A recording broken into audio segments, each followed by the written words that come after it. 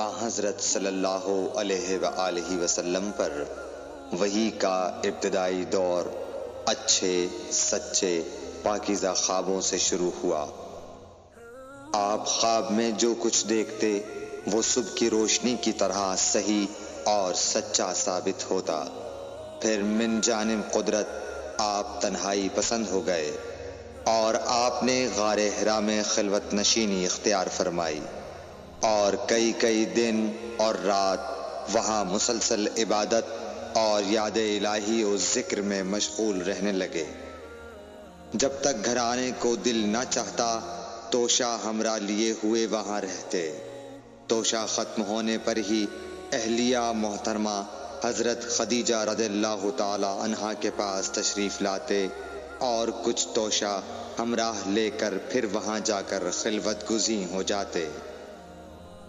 یہی طریقہ جاری رہا یہاں تک کہ آپ پر حق منکشف ہو گیا اور آپ غار حرا ہی میں قیام پذیر تھے کہ اچانک حضرت جبرائیل علیہ السلام آپ کے پاس حاضر ہوئے اور کہنے لگے کہ اے محمد پڑھو۔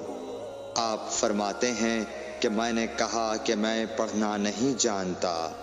آپ صلی اللہ علیہ وسلم فرماتے ہیں کہ فرشتے نے مجھے پکڑ کر اتنے زور سے بھینچا کہ میری طاقت جواب دے گئی۔ پھر مجھے چھوڑ کر کہا پڑھو۔ میں نے پھر وہی جواب دیا کہ میں پڑھا ہوا نہیں ہوں۔ اس فرشتے نے مجھ کو نہایت ہی زور سے بھینچا کہ مجھ کو سخت تکلیف محسوس ہوئی۔ پھر اس نے کہا کہ پڑھ۔ میں نے کہا میں پڑھوں۔ فرشتے نے تیسری بار مجھ کو پکڑا اور تیسری مرتبہ پھر مجھ کو بھینچا۔ پھر مجھے چھوڑ دیا اور کہنے لگا کہ پڑھو اپنے رب کے نام کی مدد سے جس نے پیدا کیا اور انسان کو خون کی پھٹکی سے بنایا۔ پڑھو اور آپ کا رب بہت ہی مہربانیاں کرنے والا ہے۔ بس یہی آیتیں آپ حضرت جبرائیل علیہ السلام سے سن کر اس حال میں غار حرا سے واپس ہوئے کہ آپ کا دل اس انوکھے واقعے سے کانپ رہا تھا۔ آپ حضرت خدیجہ کے ہاں تشریف لائے اور فرمایا کہ مجھے کمبل اوڑھا دو، مجھے کمبل اوڑھا دو۔ لوگوں نے آپ کو کمبل اوڑھا دیا۔ جب آپ کا ڈر جاتا رہا تو آپ نے اپنی زوجہ محترمہ حضرت خدیجہ رضی اللہ تعالی عنہا کو تفصیل کے ساتھ یہ واقعہ سنایا اور فرمانے لگے کہ مجھ کو اب اپنی جان کا خوف ہو گیا ہے۔ آپ کی اہلیہ محترمہ حضرت خدیجہ رضی اللہ تعالی عنہا نے آپ کی ڈھارس بندھائی اور کہا کہ آپ کا خیال صحیح نہیں ہے۔ اللہ کی قسم آپ کو اللہ کبھی رسوا نہیں کرے گا۔ آپ تو اخلاق فاضلہ کے مالک ہیں۔ آپ تو کنبہ پرور ہیں، بے کسوں کا بوجھ اپنے سر پر رکھتے ہیں، مفلسوں کے لیے آپ کماتے ہیں، مہمان نوازی میں آپ بے مثال ہیں اور مشکل وقت میں آپ امر حق کا ساتھ دیتے ہیں۔ ایسے اوصاف حسنہ والا انسان یوں بے وقت ذلت و خواری کی موت نہیں پا سکتا۔ پھر مزید تسلی کے لیے حضرت خدیجہ رضی اللہ تعالی عنہا آپ کو ورقہ بن نوفل کے پاس لے گئیں جو ان کے چچا زاد بھائی تھے اور زمانہ جاہلیت میں نصرانی مذہب اختیار کر چکے تھے اور عبرانی زبان کے کاتب تھے۔ چنانچہ انجیل کو بھی حسب منشائے خداوندی عبرانی زبان میں لکھا کرتے تھے۔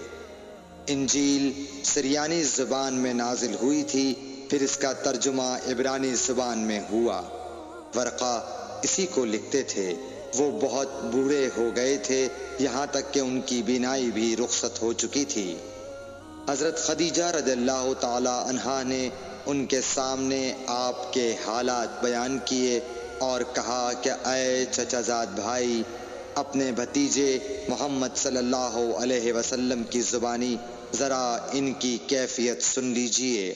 وہ بولے کہ بھتیجے، آپ نے جو کچھ دیکھا ہے اس کی تفصیل سناؤ۔